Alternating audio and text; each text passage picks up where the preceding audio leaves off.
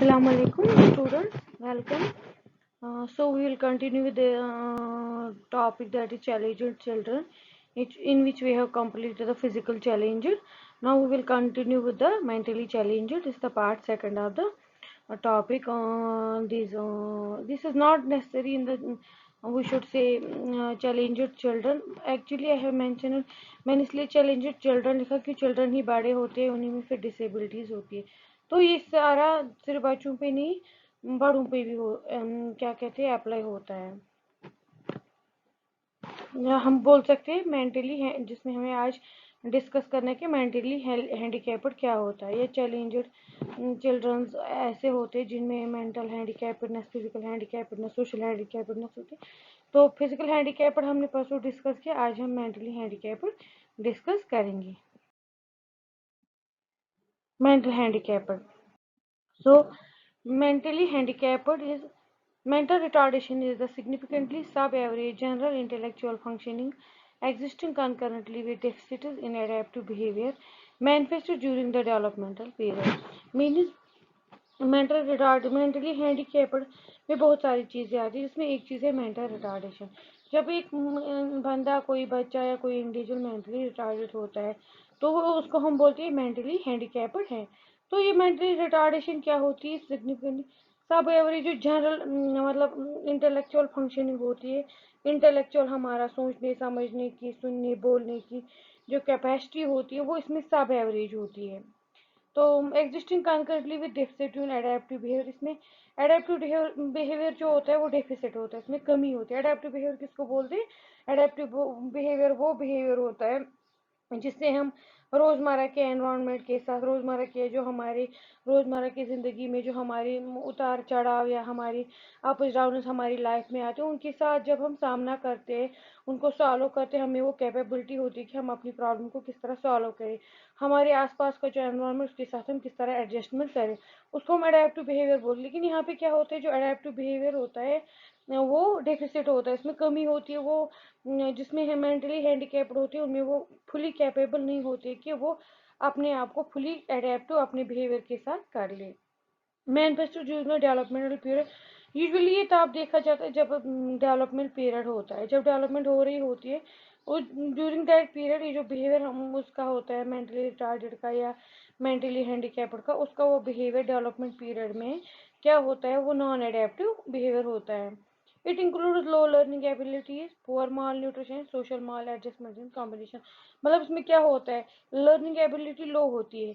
अगर कोई नॉर्मल बच्चा एक दिन में एक लेसन पढ़ता है तो वो मेंटली रिटार्डेड जो होता है वो जल्दी से सीख नहीं पाता है, पिकअप नहीं होता है, उसमें पुअर माल न्यूट्रिशन होता है, सोशल एडजस्टमेंट नहीं होती है. Mental handicaps are caused by multiple factor like genetic, social and physiological. तो बहुत सारे काज है जिनकी वजह से मेंटल हैंडीकैप्डनेस हो सकती है. जैसे किसी को कोई जेनेटिक डिसऑर्डर हो, हेरिडिटल डिसऑर्डर, उनके जीन्स में ही प्रॉब्लम हो, कोई सोसाइटी में सोशल काज कोई ऐसा हो, फैमिली काज जैसे पेरेंट्स में कोई ऐसी प्रॉब्लम हो जिसकी वजह से हो सकता है, या फिजियोलॉजिकल या जनरल जो हमारी बॉडी फंक्शंस है उसमें कहीं पे कोई प्रॉब्लम हो. So mental handicap is an impairment in an individual's ability to function cognitively. तो मेंटली हैंडीकैप्ड हम ये भी बोल सकते हैं, ये इम्पेयरमेंट मीन्स कमी, लॉस ऑफ फंक्शन. एक इंडिविजुअल में, एक इंसान में जब एबिलिटी होती है वो कॉग्निटिवली, इमोशनली और फिजिकली सोच नहीं सकता है, उसमें कॉग्निशन नहीं होता है. कॉग्निशन क्या हो, कॉग्निशन किसको बोलते हैं? Cognitive means which is concern मतलब knowing, perceiving, functioning, perception, judgement, reasoning, thinking जो हम करते हैं उसको कॉग्निशन बोलते हैं. इमोशनली आपको पता है, सोचना, इमोशन फील करना. फिजिकली मीन्स अपने मतलब अपने आप के बॉडी पार्ट्स को प्रॉपर यूटिलाइज करना. तो उसमें क्या होता है, वो कॉग्निटिव उसमें कम फंक्शन होती है, इमोशनल होती कम होती है, फिजिकल या कभी कभी तीनों फंक्शन कम होती है. तो due to presence of a psychiatric, उसमें कभी कभी कोई ऐसी साइकेट्रिक कंडीशन भी हो सकती है जिसकी वजह से वो प्रॉपरली फंक्शन नहीं कर पाता है.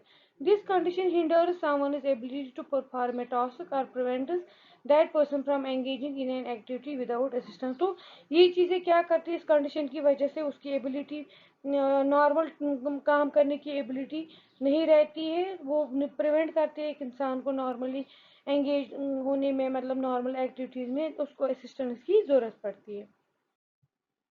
तो यूजुअली मेंटली हैंडीकैप्ड चिल्ड्रन, हम दो इसमें मेंटल हैंडीकैप्डनेस हम यूजुअली मेन दो चीज़ों को इंक्लूड करते हैं, मेंटल रिटार्डेशन और सेरेब्रल पैलिसी को।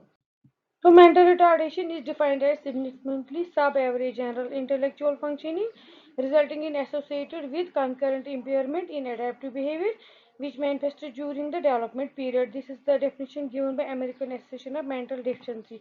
तो वो क्या बोलते हैं कि मेंटल रिटार्डेशन इज जब किसी का यूजुअली सब एवरेज इंटेलेक्चुअल फंक्शंस की सब एवरेज हो, उसकी वजह से एसोसिएटेड कंकरेंट इम्पेयरमेंट होती है, लॉस ऑफ फंक्शनिंग होती है, एडाप्टिव बिहेवियर नहीं रहता है, तो which manifest during the development. Usually ये कब होता है, ये सिम्टम्स, ये मैनिफेस्टेशन को कब होती है, जब डेवलपमेंट पीरियड हो रहा होता है। सो मेंटल रिटार्डेशन लेवल हम किस तरह मेंटल रिटार्डेशन लेवल बोल सकते हैं, मतलब ये कितना मेंटली रिटार्डेड है। अगर हम माइल्ड बोलते हैं, मॉडरेट, मेंटली रिटार्डेड, सीवियर और प्रोफाउंड। तो जिसका IQ 50 to 70 उसको हम बोलते हैं मेंटल रिटार्डेशन है, लेकिन इसमें माइल्ड मेंटल रिटार्डेशन, क्योंकि इसका IQ 50 to 70 है। मॉडरेट हम उसको बोलते हैं जिसका 35 to 50% हो। सीवियर हम उसको बोलते हैं जिसको 20 to 35% हो। और प्रोफाउंड हम उसको बोलते हैं जिसको लेस देन 20 IQ हो। इंटेलेक्चुअल कैपेबिलिटी, उसका इंटेलेक्चुअल क्वेश्चन, जो इंटेलेक्चुअल पावर होता है वो लेस देन 20 होता है, हम बोलते हैं ये प्रोफाउंड है, मीन इसकी जो सीवियर से भी बहुत ज़्यादा मेंटली रिटार्डेड होता है। सो इफेक्ट्स ऑन चिल्ड्रन। अब इस मेंटल रिटार्डेशन के बच्चे पर क्या असर पड़ते हैं। Failure to achieve developmental milestones, वो अपने डेवलपमेंटल माइलस्टोन्स पे बराबर नहीं पहुंच पाता है। जब उसको 5 साल या 6 साल की उम्र में जो उसकी डेवलपमेंट होनी चाहिए, ऐसा लगता है जैसे वो 2 साल का बच्चा होता है। Deficiencies cognitive function such as inability to learn on to meet academic demands. बच्चे को अगर स्कूल भेजेंगे तो उसकी जो एकेडमिक डिमांड्स होती है, वो एबिलिटी टू लर्न एकेडमिक जो होता है, या उसका लर्निंग एबिलिटी, या उसका परसेप्शन जो होता है वो बहुत स्लो होता है।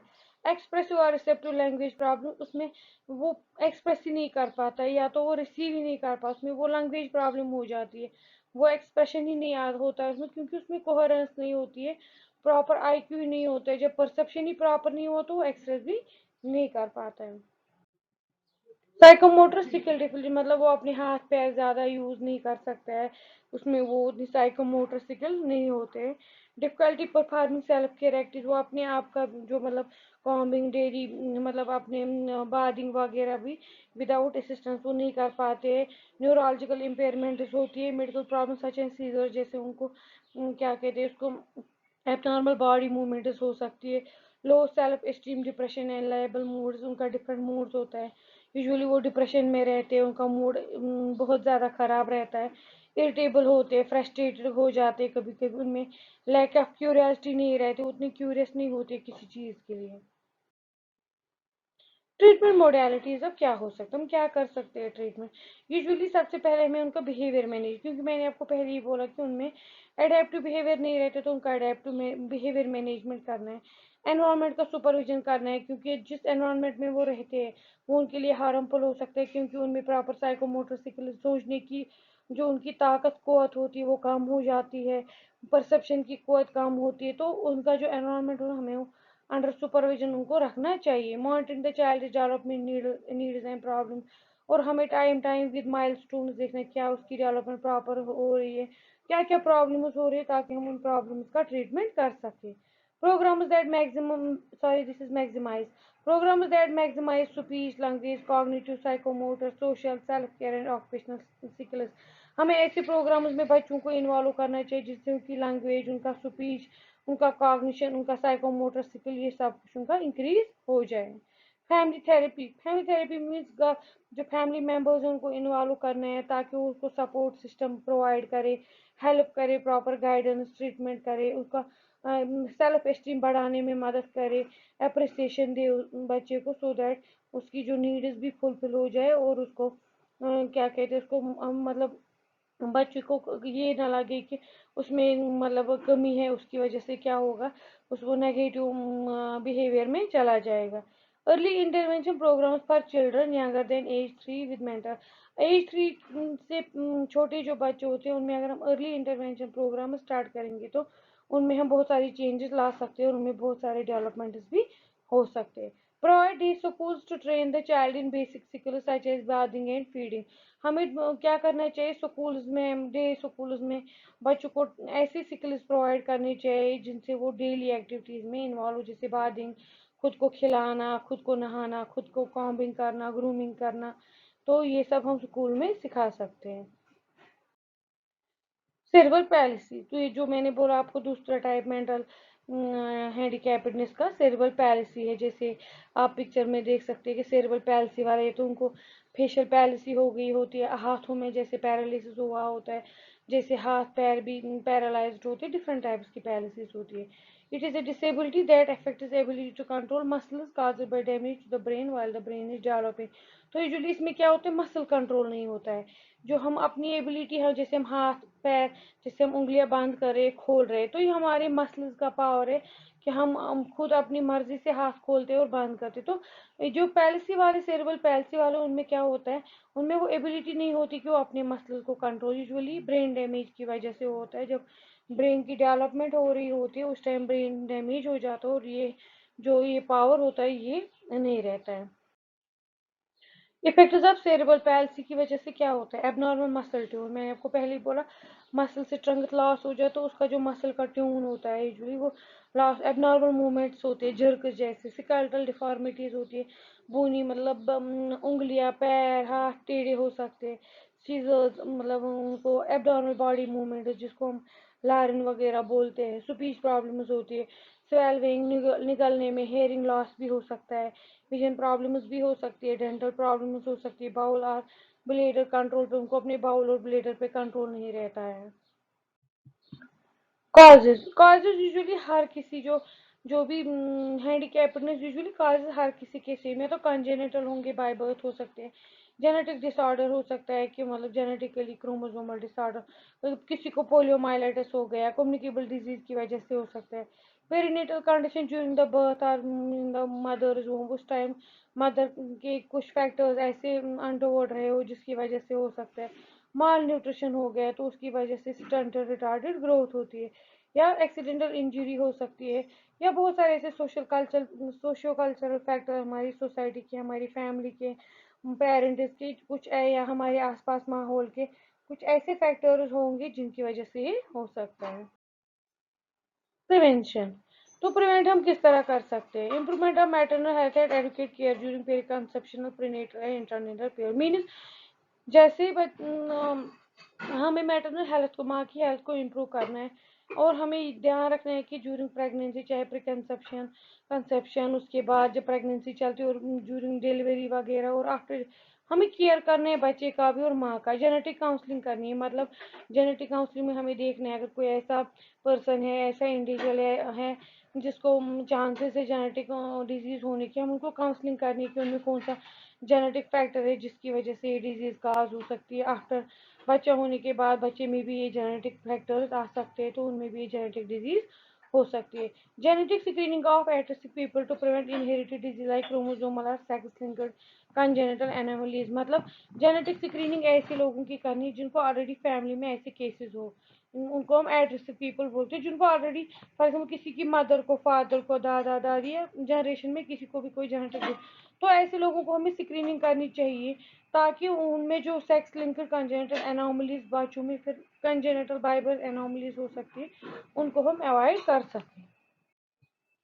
Reduction of consanguineous marriages by creating health aid, consanguineous marriage is marriage within the same cousin relatives, तो उनको हमें रिडक्शन करनी है। वैसे रिडक्शन क्यों करना है, क्योंकि कभी कभी जो मैंने आपको बोला किसी फैमिली में कोई जेनेटिक डिसऑर्डर है, तो जैसे कजिन्स में फुफेरे भाई, ममेरे भाई, चचेरे भाई बहन में शादी हुई तो जेनेटिक फैक्टर सेम है तो वो ट्रांसमिट हो सकते हैं, तो ऐसे में हमें कंsanguineous मैरिज को अवॉइड करना चाहिए। यूनिवर्सल इम्यूनाइजेशन समझानी चाहिए, improvement of nutrition status of mother and child children, बच्चे का और माँ का न्यूट्रिशन स्टेटस हमें इम्प्रूव करना चाहिए। Prevention of iodine deficiency and folic acid deficiency condition in preconceptional period, during pregnancy period में हमें आयोडीन डिफिशिएंसी बचानी है, फॉलिक एसिड डिफिशिएंसी बचानी है, एजुकेशन देनी है, iron, folic acid, vitamin D, calcium, इसका क्या रोल है। Essential care antenatal, intranatal, and neonatal periods. Evidence of teratogenic agents in antenatal periods in special care and high risk में. Evidence teratogenic means जिनका side effect हो, जैसे कोई drug use करते हैं या कोई ऐसी चीज करते हैं जिसकी वजह से ऑर्गन बच्चे के ऑर्गन डैमेज होने के खतरा उनका खतरा हो सकता है, तो या कोई हाई रिस्क मदर होती है तो हमें अवॉइड करना चाहिए. Medical termination of pregnancy of mall form feed. अगर हमें पहले ही पता है कि मदर की वो में कोई ऐसा बच्चा है जो माल फॉर्मेशन उसके साथ पैदा हो गया, जेनेटल कंजेनिटल एबनॉर्मलिटीज के साथ, तो हमें उसका टर्मिनेट करना चाहिए से बेबी को. Improvement of health awareness. हमें लोगों में हेल्थ अवेयरनेस को इम्प्रूव करना चाहिए. The aim of management is to safeguard against or halt the progression of disease process from impairment to disability. Management में हम क्या करते हैं, अब हम प्रिवेंशन पहले ही कर, अब किसी का हो गया तो मैनेज कैसे करेंगे, तो हमारा मैनेजमेंट यूजुअली ये होना चाहिए, या तो जो डिजीज हो गई है उसको हम हाल्ट करें, रोके फर्दर प्रोग्रेशन से, बढ़ने से, या अगर इम्पेयरमेंट होगी तो इम्पेयरमेंट का इफेक्ट इतना कम करेंगे कि वो पर्सन जो है जिसमें डिजीज प्रोग्रेस हो गई, इसमें इम्पेयरमेंट हो गई, वो फुली डिसेबल ना हो जाए. जितना हो सके हम उसकी फंक्शन को, उसकी प्रॉपर्टीज को बचा सके जो उसकी प्रॉपर्टीज लॉस होनी जा रही होती है. Early diagnosis and treatment of particular cause of handicap. अगर किसी में कोई काज ऐसा होता है जो लेटर हम उसको हैंडीकैप्ड बना सकते हैं, उसका अर्ली डायग्नोज और ट्रीटमेंट करेंगे तो हम उसकी हैंडीकैप्डनेस को कम और प्रिवेंट कर सकते हैं. Correction of deformities. अगर किसी को डिफॉर्मिटी है, for example physical deformity, leg, कोई बोन डिफॉर्मिटी, उसको जल्दी से हमें करेक्ट करना है, चाहे सर्जिकल या मेडिकल इंटरवेंशन जो भी लगेगा. Regular medical supervision and development assessment help to identify the abnormal condition in initial stage. अगर हम रेगुलरली मेडिकल सुपरविजन करेंगे, डेवलपमेंटल असेसमेंट करेंगे पहले से एक बच्चे का, एक मदर का, तो हम बहुत सारी एबनॉर्मल कंडीशन को इनिशियल स्टेज पे ही आइडेंटिफाई कर सकते हैं. Treatment of particular handicapped condition by medical and surgical management. Counselling and guidance to parents for continuation of care. Referral for welfare services for assistance of aids and appliances for special training and education and rehabilitation. अगर किसी को ज़रूरत होती है, बहुत सारे welfare services ऐसे होते हैं जो एड्स प्रोवाइड करते हैं, चाहे मिनी एड्स प्रोवाइड या appliances, for example prosthetic legs देते हैं, क्रचेस देते हैं, व्हील चेयर्स देते हैं, या ऐसे बहुत सारे वेलफेयर सर्विस ट्रेनिंग इंस्टीट्यूट है जो स्पेशल ट्रेनिंग प्रोवाइड करते हैं ऐसे बच्चों को, जिनको एजुकेशन प्रोवाइड करते हैं, रिहेबिलिटेशन, स्पीच थेरेपीज, उनको साइकोलॉजिकल थेरेपीज देती है. जैसे फॉर एग्जांपल हमारे कश्मीर में सीआरसी कश्मीर ये सेंट्रल रीजनल सेंटर बेमना में है, तो वहाँ पे यूजुअली क्या होता है, प्रोस्थेसिस भी देते हैं, लेग्स आर्म, वहाँ पे ब्लाइंड के लिए भी बहुत सारी थेरेपीज है, वहाँ पे स्पीच थेरेपिस्ट होते हैं, फिजियोथेरेपिस्ट होते हैं. वो बेमना में हमारे कश्मीर का एक बहुत बड़ा सेंटर है, rehabilitation centre. Physiotherapy and exercise to improve physical conditions. Occupational therapy according to the child's ability and that should be provided with music, painting, weaving. उनको सिखाना है ऑक्यूपेशनल थेरेपी, जैसे बच्चे की एबिलिटी बढ़ानी है, उनको म्यूजिक से पेंटिंग की तरफ डाइवर्ट करना है, या वीविंग की तरफ, जिनकी तरफ उनका इंटरेस्ट हो, जो बॉडी हमारे उनके फंक्शन आईक्यू लेवल एलो करता है, अकॉर्डिंगली हमें उनको इन्वॉल्व करना है. Speech therapy to improve communication ability. Speech therapy में उनको सिखाना है बात करना, एक्सप्रेस करना, परसीव करना, सो दैट वो कम्युनिकेशन उनका बढ़ जाए, वो अपने एक्सप्रेशन को फुली एक्सप्रेस कर पाए, अपने इमोशंस को, अपनी नीड्स को एक्सप्रेस कर सके. यूज ऑफ प्रोस्थेटिक्स, मतलब किसी को फॉल्स लिम्ब्स या हाथ, पैर, दांत, कान, बहुत सारी चीज़ें आती है प्रोस्थेटिक्स में. Special care for mentally handicapped children with love, warmth, patience and सबसे इम्पॉर्टेंट चीज़ क्या है, जो मेंटली हैंडीकैप्ड चिल्ड्रन होते हैं उनको प्यार की, वार्मथ की, पेशेंस की ज़रूरत होती है.